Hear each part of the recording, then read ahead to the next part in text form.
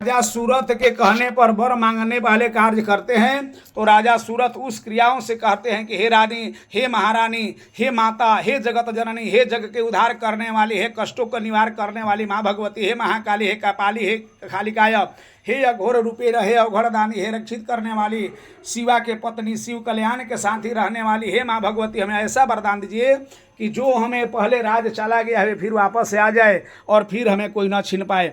ऐसे करने से माँ भगवती वहाँ वरदान देती है कि हे राजन, जाओ, कुछ समय के बाद तुम्हारा राजपाट सब आ जाएगा।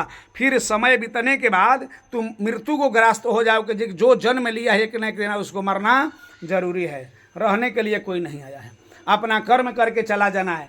इसलिए तुम जाओ, जा करके और राजपाट को कार्य करो और कुछ समय के बाद, मरने के बाद जब तुम्हारा दूसरा जन्म होगा, उस समय मनु राजा के रूप में तुम आओगे और पूरा प्रांत तुम्हारे राज्य में रहेगा। जिस समय की पूरा पृथ्वी जल से मग्न हो जाएगी, डूब जाएगा और सौंसे संसार का बीज को नौका पर रख करके तुम ही संरक्षण करोगे और नर मादा के नाम से पृथ्वी पर पुरुष रहेंगे, एक नारी और एक पुरुष, दूसरा जाति का इसमें बखान नहीं रहेगा। जैसे राजा रानी नर मादा के हिसाब होगा, वही समय से तुम्हारा राज अंचल हो जाएगा और तब जा करके तुम्हारा परंपरा चालू हो जाएगा। उसी समय से वरदान दे करके राजा सूरत को मनु के रूप में वरदान दे करके माँ भगवती वहाँ से चली जाती है।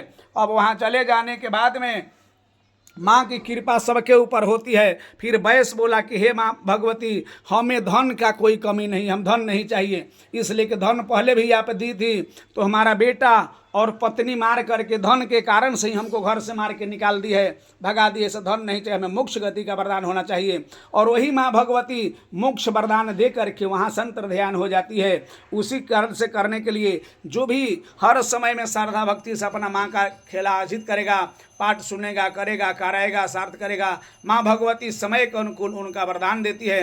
किसी को देर होता है, किसी को जल्द हो जाता है, लेकिन माँ की कृपा सबके ऊपर पारा पारी बरसती रहती है। प्रेम से बोलिए महाकाली की जय, महालक्ष्मी की जय, माँ सरस्वती की।